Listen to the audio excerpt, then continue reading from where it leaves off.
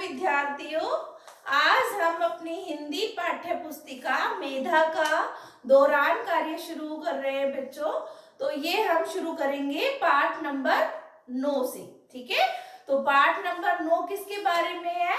एक ही बहुत ही सुंदर जीव के बारे में है जो रंग बिरंगा होता है और अलग अलग फूलों पर मंडराता रहता है। हाँ, आप समझ गए होंगे बच्चों, मैं तितली की बात कर रही हूँ। तो तितली के पंख बहुत ही सुंदर होते हैं और ये स्वभाव से बहुत चंचल होती है। कभी यहाँ बैठती है उपवन में जाके, कभी किसी फूल पे बैठेगी, कभी किसी फूल पे बैठेगी और इठलाती हुई घूमती रहती है। तो मैं आपको इस कविता को पहले पढ़ के इसका एक सारांश आपको अभी बताती हूँ। दूर देश से आई तितली चंचल पंख हिलाती, फूल फूल पर कली कली पर इतराती इठलाती। यह सुंदर फूलों की रानी धुन की मस्त दीवानी, हरे भरे उपवन में आई करने को मनमानी। यानी दूर देश से तितली आई है और अपने पंख हिलाती हुई उपवन में कभी यहाँ कभी वहां बैठकर इठलाती घूम रही है और इसके सुंदर सुंदर पंख है और ये अपने धुन में अपने आप ही मस्त हुए जा रही है और उपवन में मनमानी करती हुई घूम रही है। कितने सुंदर पर है इसके जगमग रंग रंगीले, लाल हरे बैंगनी बसंती काले नीले पीले। कहां कहां से फूलों के रंग चुरा चुरा कर लाई, आते ही उसने उपवन में कैसी धूम मचाई। यानी तितली के रंग इतने सुंदर है, अलग अलग रंगों के हैं। तो कवि क्या कह रहा है कि इसने सारे फूलों के रंग चुराकर अपने पंखों में लगा लिए हैं और ये इसके फूलों के रंग चुरा चुरा कर उपवन में धूम मचा रखी है, यानी यहाँ से वहां घूमती फिर रही है। डाल डाल पर पात पात पर यह उड़ती फिरती है, कभी खूब ऊंची चढ़ जाती फिर नीचे गिरती है। कभी फूल में रस पराग पर रुककर जी बहलाती, कभी कली पर बैठ न जाने गुपचुप क्या कह जाती। यानी कवि कह रहा है कि कभी कभी किसी पत्तों पे बैठती है, किसी डाल पर बैठती है, ऊंची उड़ती है, नीचे आ जाती है और फूलों के रस पराग को, फूलों का अगर रस चूसती है ये और अपना मन बहलाती है और फूलों के कानों में चुपके से कुछ कह जाती है। तो ये कविता बेटा निरंकार देव सेवक जी ने लिखी है। तो आओ बच्चों इसके कठिन शब्द हम करते हैं। तो यहाँ देखिए बेटा बच्चों कठिन शब्द। तो प्रथम कठिन शब्द है हमारा चंचल। चंचल, इसमें बेटा यहाँ च के ऊपर क्या लगा हुआ है? अनुस्वार। अनुस्वार को जैसे ऐसी बिंदी को बोला जाता है। ठीक है बच्चों। दूसरा है पंख। पंख मीन्स जो उसके पर होते हैं उनको बोलते हैं पंख। चंचल एक स्वभाव होता है जो चटकीला होता है। उसके बाद है फूल। यहाँ पर किसकी आवाज आ रही है? बड़े ऊ की। फूल, तो यहाँ बड़े ऊ की मात्रा लगाई है मैंने। तो और फोर्थ नंबर है हमारा सुंदर। यहाँ पर से के नीचे छोटे ऊ की मात्रा, ये अनुस्वार और ये इस तरह से सुंदर। पांचवा है बेटा आपका रंग रंगीले। उसके पंखों के बारे में बोला है रंग और रंगीले। ठीक है, यहाँ पर हम अनुस्वार और चंद्र बिंदी का प्रयोग करेंगे। ठीक है, रंग रंगीले। उसके बाद है सिक्स्थ बसंती। जिस शब्द पर आपकी न की आवाज आए उस पर आपको अनुस्वार लगाना है। बसंती। ठीक है, उसके बाद है बच्चों आपका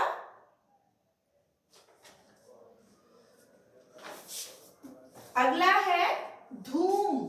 जिस तरह से आवाज आ रही है उस तरह से हम ऊ की मात्रा का यूज करेंगे।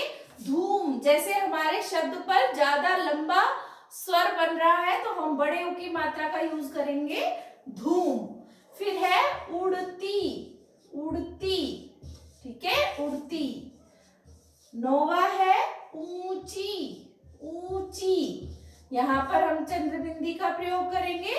और आखिरी शब्द है हमारा बहलाती, यानी किसी के मन को बहलाना। बहलाती। तो बच्चों जब भी आप उच्चारण करो तो शब्द का सही वर्ण का प्रयोग कर आप शब्दों का उच्चारण किया करो। अब हम शुरू करेंगे इसके शब्दार्थ। शब्दार्थ क्या होते हैं बेटा? शब्दों का अर्थ निकलना, ओके, उसे शब्दार्थ कहते हैं। सो हमारा प्रश्न नंबर फर्स्ट है शब्दार्थ। इसको शॉर्ट फॉर्म में शब्द और अर्थ बोलते हैं, या हमने मिक्स करके इसको लिखा हुआ है शब्दार्थ। पहला है इतराना। इतराना, इतराना मीन्स मचलना, यानी स्वभाव का चंचल होना कहलाता है इतराना, मचलना। दूसरा है धुन। धुन मतलब लगन, किसी काम को करने के प्रति पूरी तरह से समर्पित हो जाना धुन कहलाता है, उसमें मस्त हो जाना, लगन लग जाना। अगला है उपवन। उपवन मीन्स फुलवारी, बगीचा, जिसे हम बोलेंगे बगीचा, ठीक है, जिसे आप इंग्लिश में गार्डन बोलते हैं। अगला है पर। पर को बोलेंगे पंख, जो पक्षियों के होते हैं, वो उनको उड़ने में सहायता करते हैं। पांचवा है पात। पात, पात पात मीन्स क्या होता है? पत्ता, पत्ता, लीफ, ओके, पत्ता, पत्ता। अगला है छठा जी। जी का मतलब होता है मन, ठीक है बच्चों। ये थे हमारे शब्दार्थ। अब हम इस पाठ के मौखिक प्रश्न करेंगे, जिनके उत्तर मैं आपको यहाँ लिखती हूँ। तितली कहाँ से आती है? कहाँ से आती है बेटा? दूर देश से, पता नहीं कहाँ से आती है, ठीक है। तो उत्तर होगा हमारा दूर देश से, जैसा कि कवि ने कहा, दूर देश से आती तितली।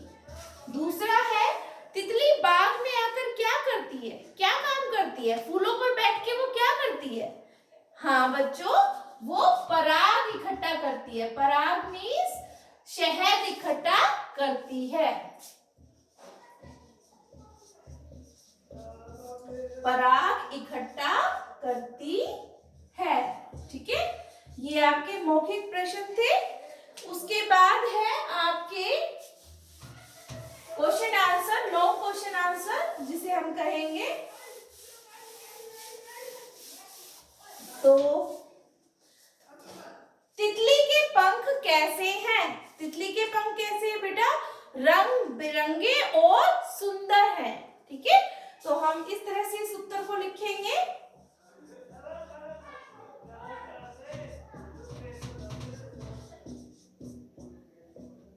उत्तर नंबर 1 करेंगे हम। तितली के पंख रंग बिरंगे। बच्चों लिखते समय हमेशा मात्राओं का ध्यान रखना और वर्णों का उच्चारण करके शब्दों का सही मेल करके बोलना है और सही मेल करके ही लिखना है। रंग बिरंगे और सुंदर है।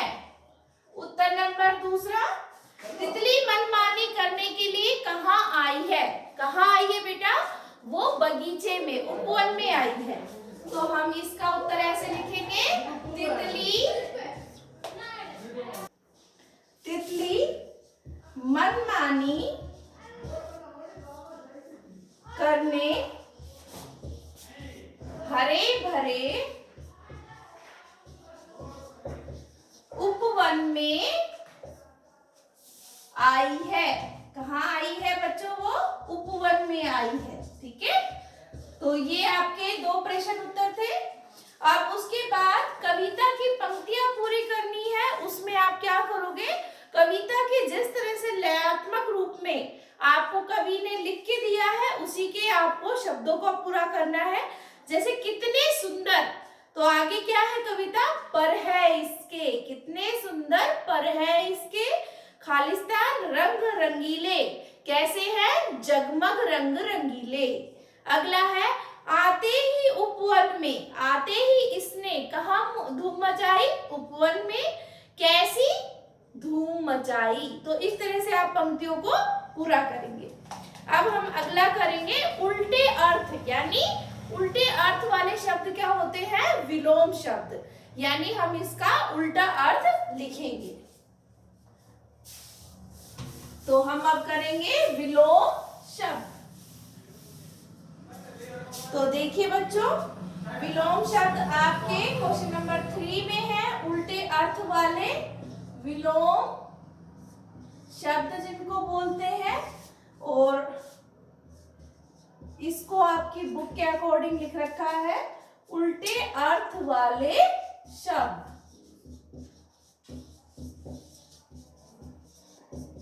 तो पहला है देश। देश यानी हमारा देश, और जो दूसरा देश है उसको क्या बोलेंगे? विदेश। देश का बनेगा विदेश।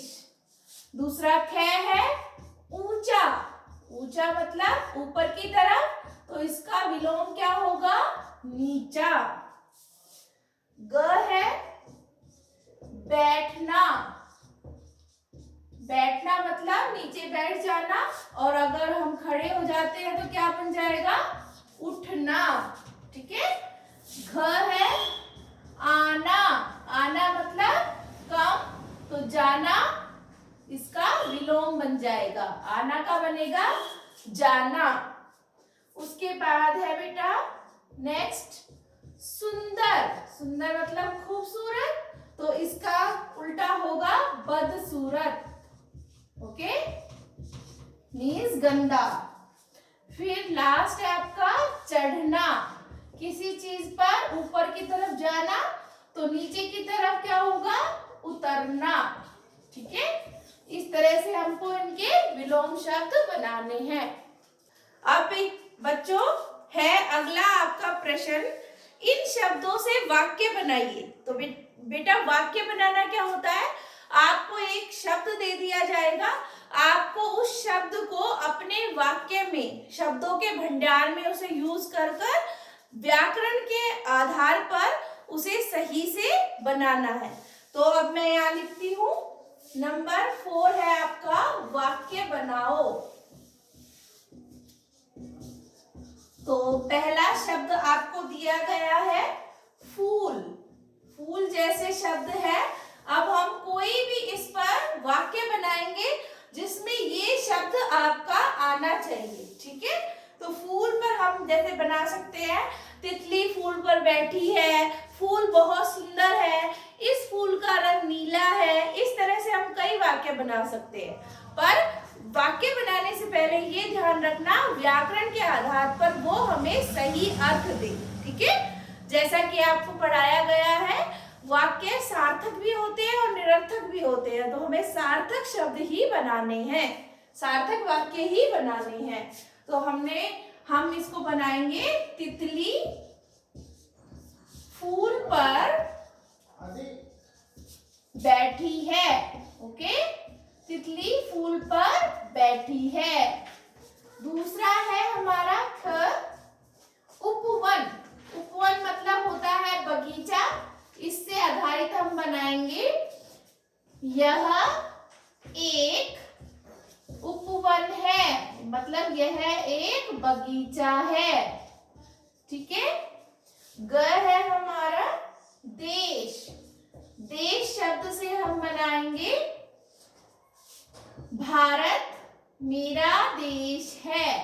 ठीक है, या मेरा देश भारत है, तो आप इसको ऐसे लिखेंगे, मेरा देश भारत है। तो इस तरह से बच्चों वाक्य बनाया जाएगा। वाक्य के अंत में पूर्ण विराम लगाइए आप, और इस तरह से सिस्टमेटिक बनाइए। अब आपका अंतिम प्रश्न है, जो उत्तर सही हो उसके सामने टिक का निशान लगाइए, सही का निशान लगाइए। यहाँ आपको 3 ऑप्शंस दिए गए हैं, क, ख और ग, तो आप उसमें से सही अर्थ वाला चुनेंगे। तो इस शब्द में चंद्र बिंदु की मात्रा छूटी हुई है, तो कौन से शब्द में छूटी हुई है? यहाँ पहले लिखा है पख, दूसरा है उची और तीसरा है चचल। तो यहाँ पर तीनों पर कुछ ना कुछ, ये तीनों शब्द ही अपूर्ण है, तो हमें ढूंढना है कि चंद्र बिंदु किस पर लग सकती है। यहाँ अनुस्वार लगेगा, यहाँ भी अनुस्वार लगेगा चंचल पे, देखिए। तो यहाँ आपका लगेगा, क्या लगेगा बेटा, चंद्र बिंदु। तो ये वाला हमारा उत्तर सही है। दूसरा है, इस शब्द में अनुस्वार की मात्रा लगी है। अब अनुस्वार किस पर लगी है ये आप देखिए, ये है सुंदर, ये है कहाँ, और ये है रंगीला। तो जैसा कि आप शब्द में देख रहे हो, इन दोनों शब्दों में चंद्र बिंदु लगी हुई है ये, और यहाँ अनुस्वार लगा है, तो ये वाला उत्तर सही है। अगला है, यह विशेषता बताने वाला शब्द है। विशेषता यानी किसी चीज को डिस्क्राइब करना, यानी विशेषण। विशेषण शब्द कौन सा है, तो हम यहाँ लिखेंगे रंग, उसके बाद है रस, और उसके बाद है सुंदर। तो रंग, अगर किसी रंग का नाम लिखा होता तो वो विशेषता बताता, रस एक संज्ञा शब्द है, और सुंदर एक विशेषता बताने वाला, यानी ये एक सुंदर पक्षी है, यह सुंदर फूल है, तो किसी भी शब्द की विशेषता कौन बता रहा है, सुंदर। तो इस तरह से बच्चों आप पूरा ये कार्य करेंगे, तो आप इस वीडियो की सहायता से इस पूरे चैप्टर को रिवाइज करेंगे। मैं आशा करती हूँ कि आपको ये समझ आया होगा। धन्यवाद।